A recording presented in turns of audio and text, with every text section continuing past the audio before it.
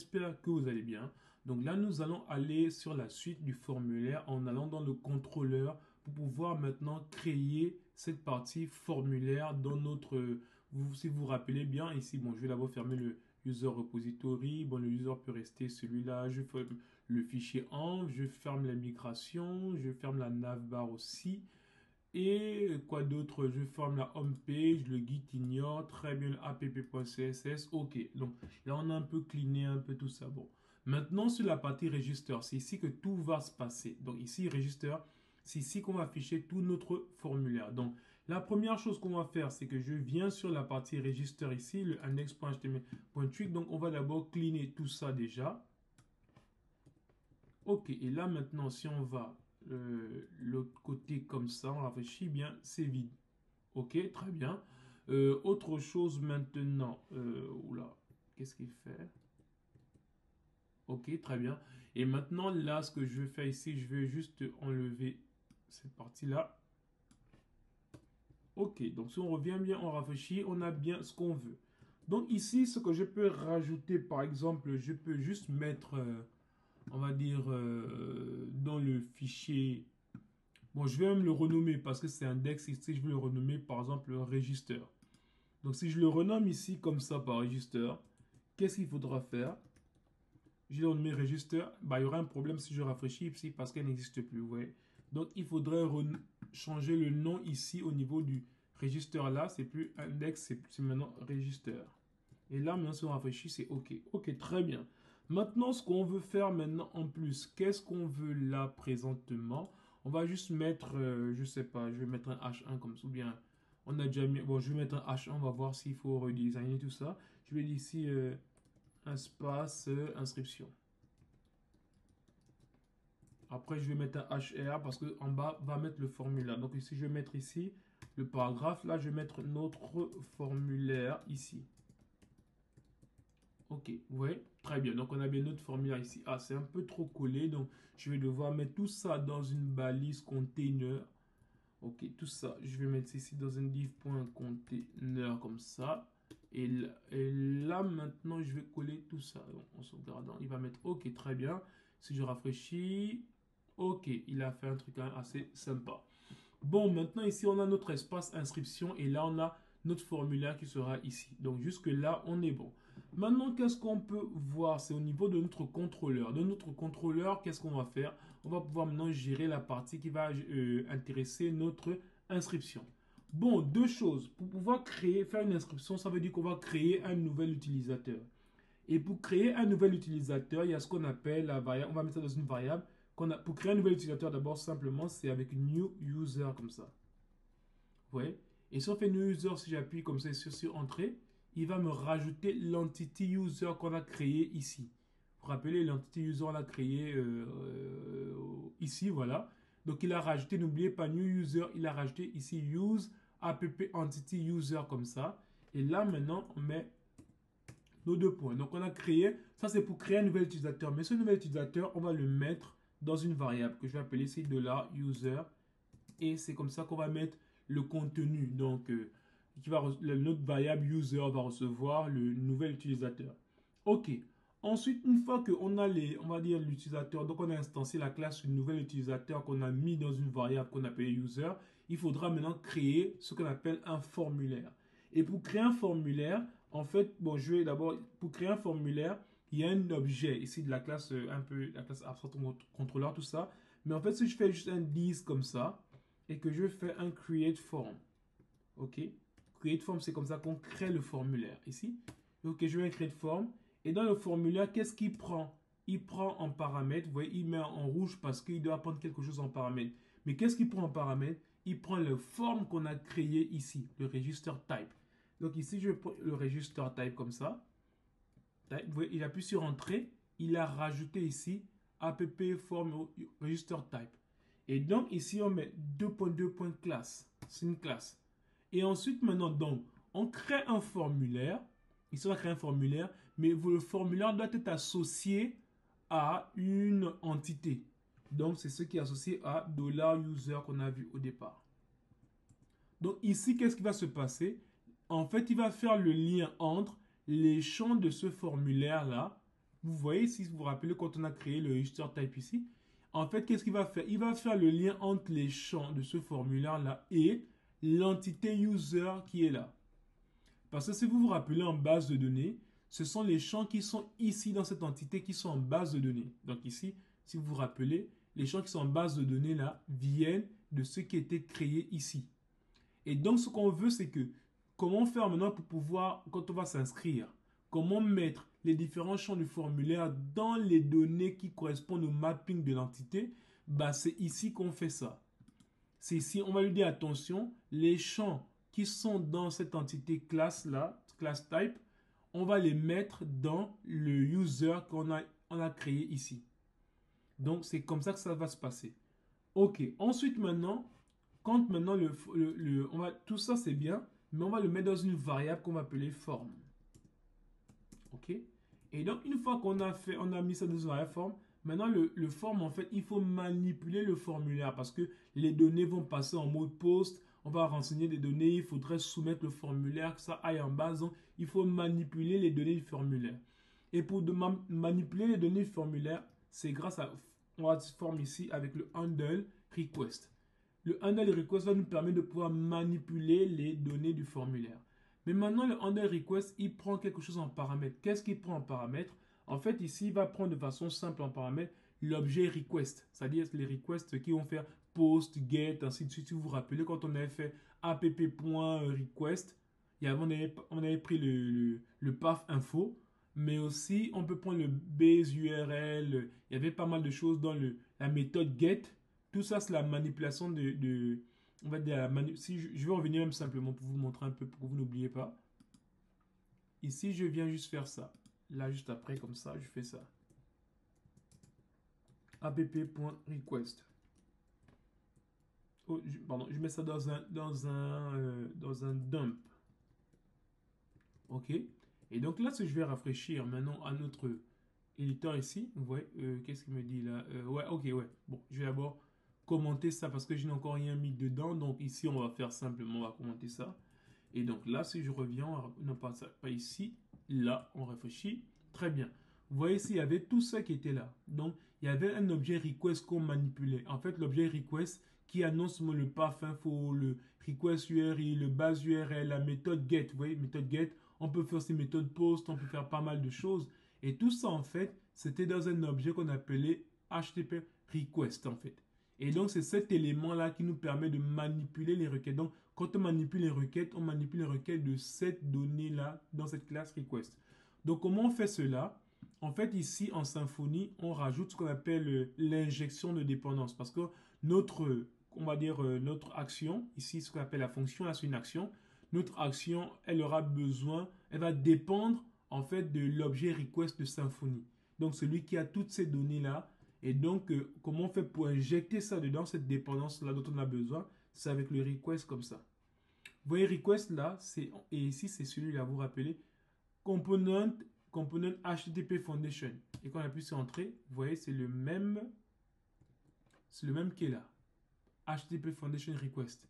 Vous voyez ici, c'est HTTP Foundation Request. C'est le même élément. Mais donc ici, ce qu'on fait, c'est qu'on a appelé cette classe-là, qu'on va mettre dans une variable, comme la même manière, ici on mettait le new user dans une variable user, tout ça, le create form dans une variable form, ben le request aussi, on met ça dans une variable qu'on appelle request. Et c'est comme ça qu'on met ça dans cette variable-là. Et c'est cette méthode-là qu'on utilise. Donc là, on a injecté cette dépendance dont on aura besoin. Ensuite, cette dépendance-là, on la met dans une variable qu'on appelle request comme ça. C'est à vous de choisir juste le nom.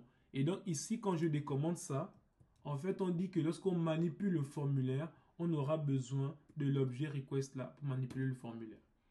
OK.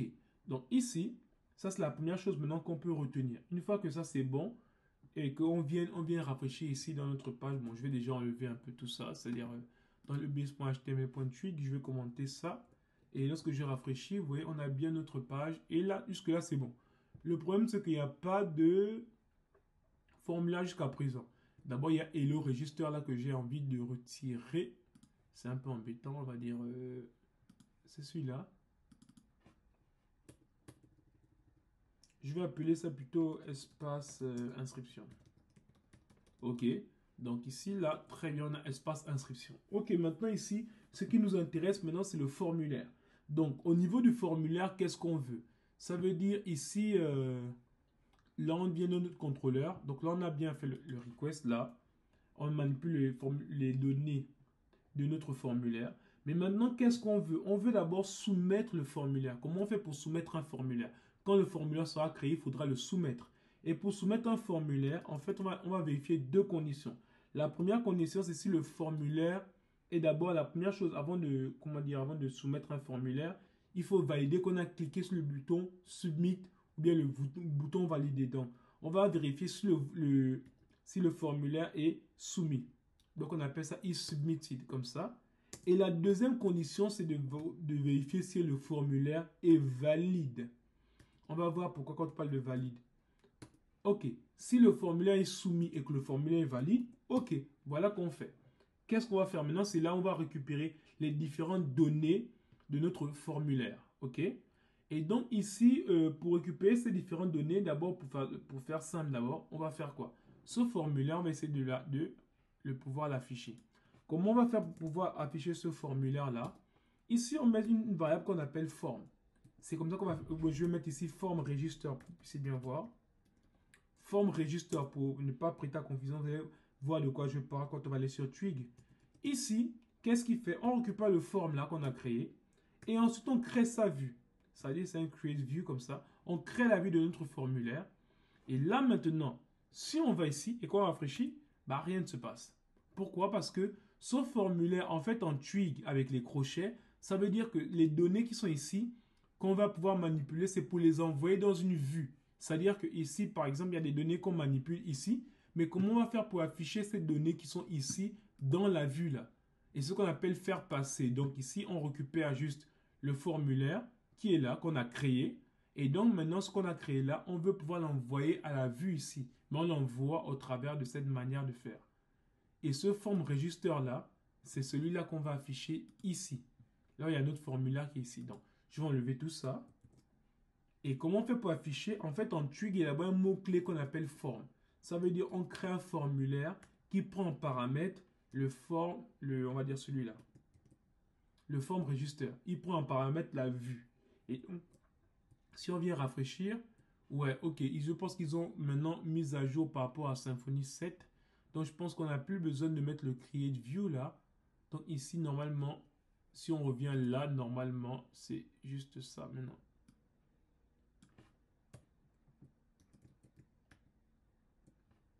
Qu'est-ce qu'il me dit? Il dit quoi? Array to string. Ok, donc il dit... Ok, d'accord, ouais. Ok, non, je comprends le problème. En fait, le problème qui nous dit, c'est au niveau... Donc, je vais remettre ça, je pense que c'était bon.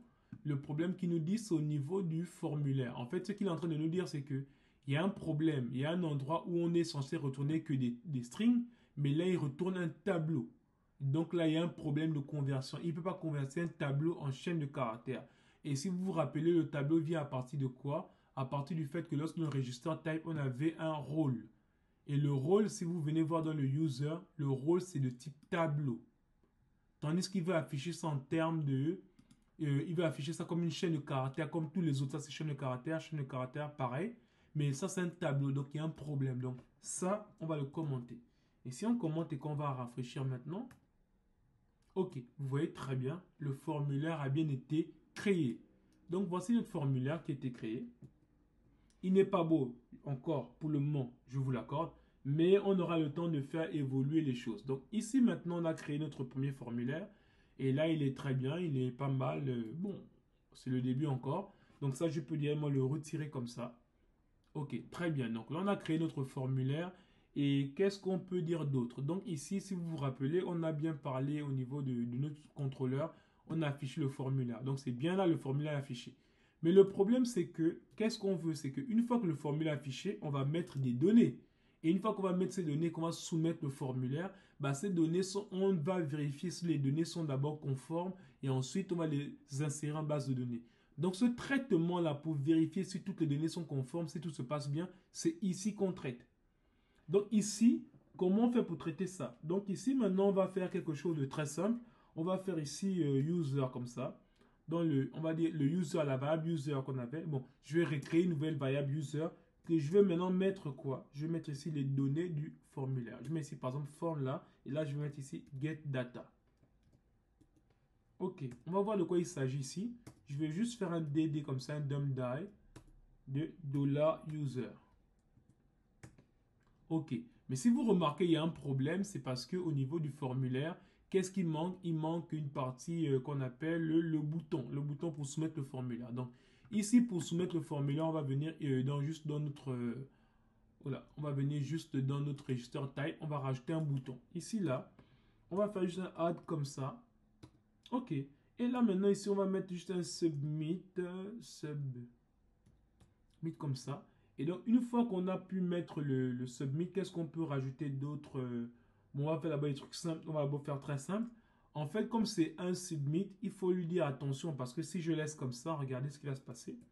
Que je rafraîchis, il va dire attention, le submit n'existe pas dans l'entité user. Donc, pour cela, qu'est-ce qu'il faut faire?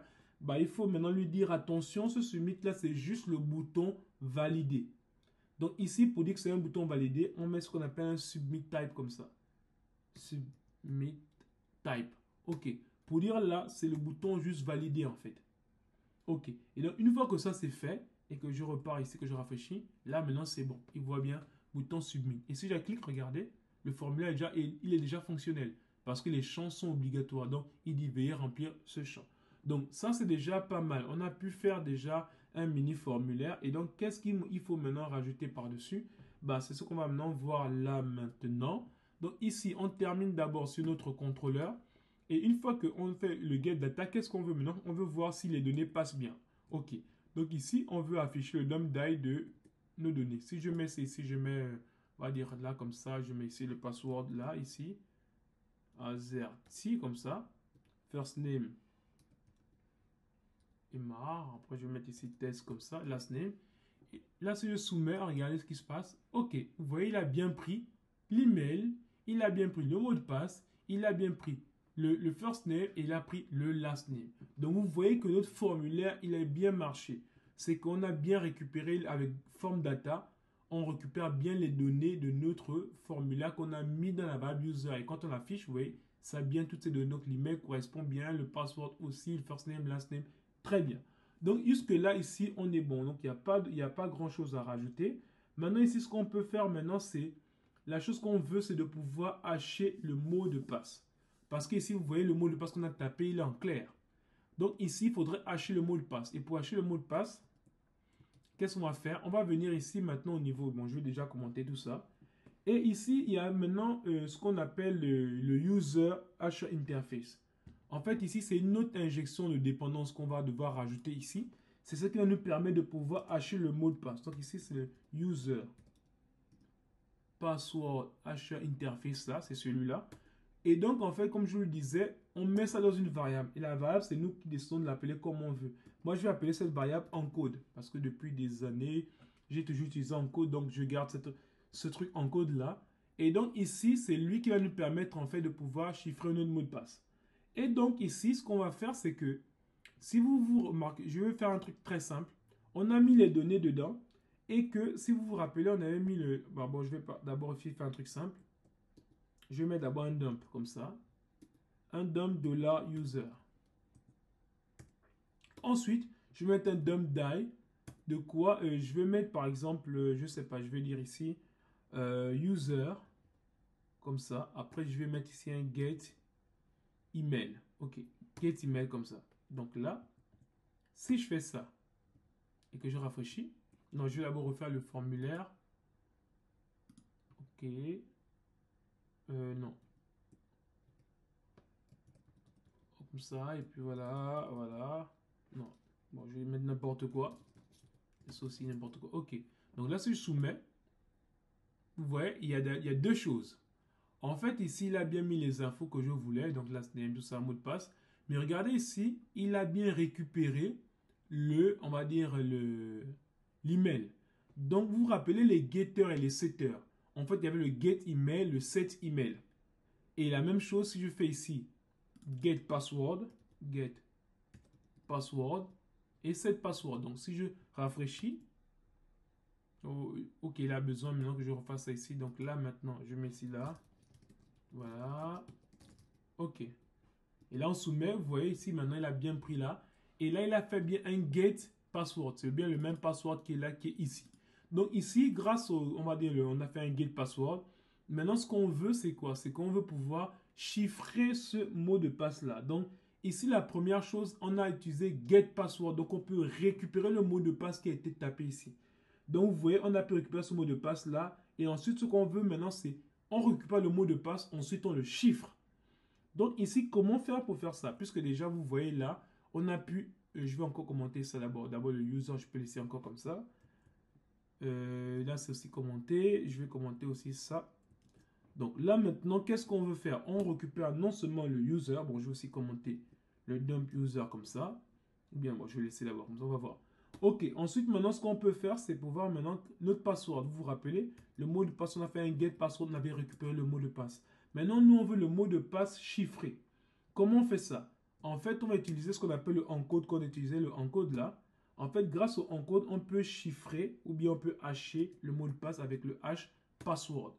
Donc, on hash le password. Donc, premièrement, qu'est-ce qu'il prend? Il prend le nom du user. Donc, la variable, c'est variable user comme ça. Ensuite, qu'est-ce qu'il prend? Il doit récupérer le mot de passe de ce user. Et vous vous rappelez, pour récupérer le mot de passe de user, c'était $user get password. Donc, c'est pareil. $user comme ça. Et on va faire un get password. OK. Donc, là, maintenant, on a pu récupérer le get password. OK. Donc, qu'est-ce qu'il a fait? C'est-à-dire ici, le mot de passe qu'il a, il va encoder quoi? Il va encoder le user, le password de user qui était dans la variable user. Et une fois qu'il prend tout ça, il va le hasher grâce à une clé de chiffrement qui est ici, qu'on a vu dans config. Ici dans package, vous vous rappelez, il y avait ici dans security, il y avait une clé de chiffrement. Ici, il fait auto.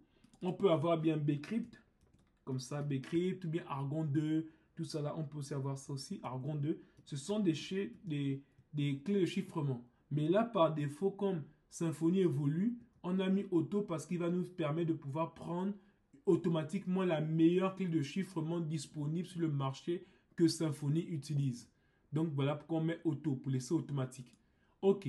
Ensuite, maintenant, une fois que ça c'est fait, et qu'on a maintenant ça, qu'est-ce qu'on peut faire? On peut décider d'afficher juste le contenu quand même pour voir qu'est-ce qu'il y a dans le mot de passe, là, dans le password. DD avec de la password comme ça. Une fois que je sauvegarde, maintenant on va voir. Regardez, maintenant je vais recommencer. Là, je vais mettre un peu les données un peu plus sérieusement.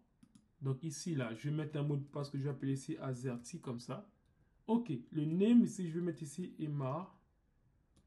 Non, je vais mettre ici de façon simplement ici first name. Je vais mettre ici Harry et là je vais mettre ici ma code. Ok, donc si je soumets maintenant, regardez. Tac, vous voyez, le mot de passe avant, c'est bien Azerty, mais le mot de passe après, regardez ce que ça a donné. On a bien chiffré notre mot de passe. Donc vous voyez bien que là, le mot de passe a bien été chiffré. Donc pour la partie inscription. Donc quand on veut maintenant taper en clair, ce sera d'abord Azerty. Mais voilà ce que ça va mettre en base de données. Et ça, c'est illisible, incompréhensible pour les humains normaux. Donc ça va faire en sorte que, même si tu as la base de données, même si tu pirates la base de données, bah, tu ne pourras pas savoir c'est quoi le mot de passe de cet utilisateur-là. Donc, c'est comme ça qu'on a chiffré le mot de passe. Donc là, le mot de passe, il est chiffré. Et une fois que maintenant c'est chiffré, on va maintenant s'intéresser. Comme on sait qu'on avait mis le password pour voir comment chiffrer le mot de passe. Donc là, maintenant, le mot de passe, il est chiffré. Maintenant, qu'est-ce qu'il faut faire? Bah, il faut maintenant mettre à jour parce que si vous voyez, regardez ce que je vais faire. Je vais prendre ici même celui-là, je vais le mettre en bas. OK? Et que maintenant, je viens ici, je vais me mettre ici un truc simple, je vais mettre ici un dump aussi pareil. Un dump comme ça de, on va dire, $password. OK. Si maintenant je vais rafraîchir, on va recommencer même chose. OK. Là maintenant on va remettre ici le Azerty, Harry et le Macode. OK, très bien. Si je soumets, il n'y a pas soumis, j'ai pas cliqué dessus. Oula. Ah oui, pardon, ouais, non, il faut un dump die. Ok, là, je vais mettre ici un dump die ici, DD. Et là, si je mets OK, vous voyez maintenant ici, ce qui se passe, c'est que regardez le mot de passe, il est bien chiffré. Mais quand on affiche, ici, il n'est pas chiffré. Vous voyez, il n'est pas chiffré. Donc, il y a un problème, c'est que je renseigne le mot de passe qu'il a qui est bien chiffré. C'est le mot de passe qu'il a, mais quand je affiche le contenu de user qui est là, il n'est pas chiffré. Donc, en fait, pourquoi il n'est pas chiffré? Tandis que là, on voit bien qu'on chiffre, mais je vais bien vous le montrer. Même, regardez, je vais venir ici plus loin. Je vais venir ici, là. Je vais faire un dump comme ça. Et dans le dump, là, je vais mettre ici $user. Et là, je vais faire ici get password. On récupère le mot de passe. Qu'est-ce qu'il y a dedans? OK. Donc, je vais mettre ici, là. Voilà. Voilà, c'est bon. Je veux maintenant mettre un peu n'importe quoi. Pareil. OK. Vous voyez ici, regardez. Quand on récupère le mot de passe, c'est là. C'est celui-là. C'est le même qui est là.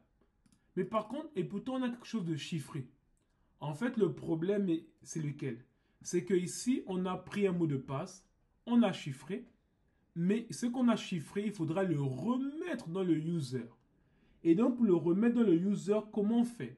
C'est-à-dire ici, pour le remettre dans le user, regardez, je vais juste mettre ça ici comme ça. Je vais mettre ça là, je vais mettre ici dollar, je vais faire $user comme ça. Et dans le user, je vais faire ici ce qu'on appelle le set password. Vous voyez, il y avait le getter, on récupère le password avec le get password. Là, maintenant, c'est le set password. Et le set password, qu'est-ce qu'on va lui donner? On va lui donner le mot de passe chiffré. Et là, maintenant, si on fait ça, regardez maintenant le contenu. Parce que ce qu'on a fait, c'est que on a renseigné les données du formulaire qu'on a mis dans la variable user. Ensuite, on a pris le mot de passe, on a pris le user du mot le password on va dire du user qu'on a chiffré. OK. Voilà pourquoi il affiche le password qui est déjà chiffré. Donc, je peux enlever ça. Mais une fois qu'on a chiffré le mot de passe, si on récupère le mot de passe qui est là, bah, il est toujours l'ancien mot de passe qui est ici parce qu'on a juste chiffré, mais on n'a rien fait de plus. Mais qu'est-ce qu'on fait maintenant ici? C'est que l'ancien mot de passe, on le change par le mot de passe chiffré. C'est grâce à ce qu'on appelle le set password. Comme je vous disais, le get password récupère le mot de passe du user. Le set password, il modifie le mot de passe du user. Donc le set, c'est pour modifier, le get, c'est pour récupérer. Et donc là, maintenant, si on resoumet le formulaire, et que là, je revienne maintenant ici, voilà, et que là, je viens ici, par exemple, on va dire first name, je ne sais pas trop quoi, je vais mettre ici Harry comme ça, et là, je mets ma code, voilà. Si je soumets, vous voyez ici maintenant, regardez, ici, quand on a bien le AZERTY, qui est le premier mot de passe qui est ici, vous voyez ici le premier mot de passe qui est là, donc on a mis dump là, on get le password, donc c'est le AZERTY. Mais maintenant, comme vous voyez, ici, regardez le mot de passe, il y a plus ce qui était avant. Il y a maintenant le nouveau mot de passe qui était chiffré grâce au set password. Donc, une fois qu'on a récupéré d'abord le mot de passe chiffré, il faut le remplacer par l'ancien mot de passe dans le user en faisant un set password pour modifier, pour mettre le nouveau. Et donc, c'est comme ça qu'on a obtenu le bon mot de passe. Donc, ça, maintenant, on peut le retirer. OK, une fois que c'est fait, le problème se pose, c'est que OK, maintenant, quand on a fait ça, comment maintenant faire pour que les données aillent en base de données? Parce que ici, jusque-là, c'est vrai, c'est bien. Mais maintenant, il faudrait que les données là vont en base de données. Et bon, pour maintenant mettre en base de données, il y a ce qu'on appelle, on va utiliser ça rapidement, ce qu'on appelle l'Entity Manager. L'Entity Manager, qu'est-ce qui va nous permettre de faire? On peut l'injecter ici. Mais bon, OK, je vais garder d'abord l'injection. Je vais l'injecter ici ou bien pas, je ne sais pas trop. Bon, c'est pas grave, non. Je ne vais pas l'injecter. Je vais créer un constructeur pour faire quelque chose de différent. OK. Donc ici, je vais créer une variable privée que je vais appeler private. Comme ça, j'appelle ces $entity manager. Bientôt, on termine la vidéo, ne vous inquiétez pas. Ensuite, là, maintenant, je vais créer on va dire, public function comme ça. Je vais créer maintenant un constructeur. Un constructeur,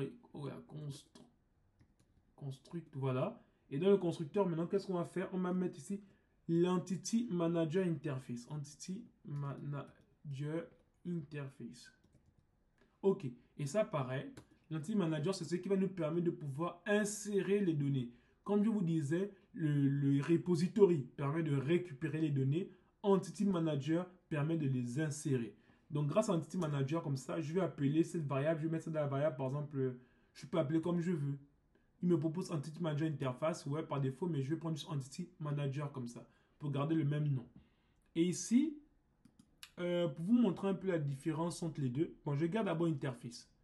En fait, ici, maintenant, qu'est-ce qu'on fait? C'est que le construct, c'est qu'il se lance au départ. Donc, une fois que on lance cette classe, il va générer automatiquement l'entity manager. Et donc, ici, qu'est-ce qu'on fait? On fait un $10 comme ça. $10 de entity manager. OK. Et dans le $10, en fait, la variable entity manager qu'on a créée à part, en fait, on va lui dire que cet entity manager qu'on a créé à part, il sera le même que celui-là. Voilà pourquoi on met ici $entity manager interface. C'est pas pareil, attention. Mais juste maintenant par convention, c'est pour dire que celui qui le 10 là correspond à ce qui est en private. Mais celui qui est là, le second après le égal, c'est celui qui correspond à celui qui est dans le constructeur. Mais ici maintenant par convention, on ne met pas ça comme ça par convention. On met la même chose ici et là. Ça c'est la convention. Donc ici j'enlève ça pareil aussi. Donc là maintenant on a ça et là il n'y a plus d'erreur. Donc ici maintenant, pourquoi une question que vous pouvez vous poser, pourquoi on a fait ça ici à côté et on ne l'a pas rajouté ici? On peut le rajouter aussi ici. C'est de la même manière là, Entity Manager Interface. On peut faire la même manière. Vous voyez? Mais en fait, je voulais vous montrer autre chose. Mais en fait, la vraie chose, c'est que quand on aura un contrôleur où il y a plusieurs actions et qu'on veut utiliser une fonction sur plusieurs éléments différents, ben on le crée à côté pour l'utiliser plusieurs fois. Tandis que si on l'injecte ici, on va l'utiliser que là où on l'a injecté. Mais si on veut l'utiliser ailleurs, on devra encore l'injecter ailleurs. Mais pour l'utiliser partout, on le met ici directement et on l'utilise à chaque action, à chaque fonction qu'il y aura dans notre contrôleur. Donc voilà vraiment la différence. Mais bon, ok, ici maintenant pour terminer, il faut maintenant soumettre le formulaire. Donc une fois que le formulaire est soumis, bah, il faut faire quelque chose de, on va dire de bien. Ce qu'on va faire rapidement, c'est que on va directement l'insérer ici. Et pour insérer, parce que si vous vous rappelez, quand on a soumis le formulaire, toutes les données étaient correctes. Et donc ce qu'il faut faire maintenant, c'est pouvoir dire à $10 entity manager. Qu'est-ce qu'il faut faire? Il faut persister la donnée. Ça veut dire que on prépare cette donnée-là qu'on va insérer en base de données. Ici, c'est quelle donnée? C'est le user. Ok. Une fois qu'on a fait ça pour le user, maintenant, qu'est-ce qu'il faut faire? Il faut maintenant insérer ça en base. Et pour l'insérer en base, c'est avec $10 comme ça. Et là, maintenant, c'est le flush. Pardon, $10, pardon, entity manager. Et là, ensuite, on va faire un flush. Ok. Là, maintenant, on insère en base. Et donc, maintenant, ce qu'on va faire, c'est qu'on va vérifier un peu tout ça maintenant. Ok, si je viens ici maintenant et que je vais remettre, je vais dire ici, bon, je vais mettre ici, je sais pas trop, je vais mettre ici, test, voilà, je vais mettre, ok, très bien. Ici, le mot de passe, on va mettre ici toujours AZERTY. Et le first name, on va mettre ici test prénom. Ensuite, on va mettre ici test nom. Et on soumet le formulaire. Très bien, ok. Bon, on ne sait pas trop ce qui s'est passé. On va quand même aller vérifier en base de données si c'est correct et conforme. Ok. Là, en base de données, on a ça. Si je rafraîchis, busy, vous voyez, on a bien maintenant en base de données le premier ID, test, voilà, le rôle comme ça, le mot de passe qui est bien chiffré ici. Ensuite, on a bien le prénom, on a le nom. Donc là, maintenant, on a pu créer notre premier formulaire avec la première inscription. Mais vous voyez non seulement que ce n'est pas très propre comme formulaire. Regardez le mot de passe, il est en clair. Ensuite, il y a pas mal de choses, c'est pas bien design. Et voilà, si par exemple, supposons que je veux mettre un exemple, je vais mettre ici, on va dire, je mets un mot de passe comme ça, je mets A8. Regardez ici, je mets ici la 2 comme ça. Je vais mettre ici la 2 et si je soumets. Voilà, et si je viens maintenant, on va dire au niveau de là. Vous voyez, il y a une deuxième qui a été créée.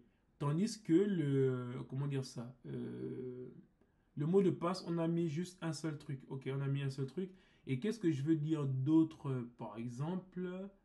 En fait, souvent, vous voyez dans les formulaires, on veut peut-être mettre des champs minimum de caractères, minimum 5, ainsi de suite. Donc, tout ça, on va voir ça à partir de la vidéo prochaine. Merci.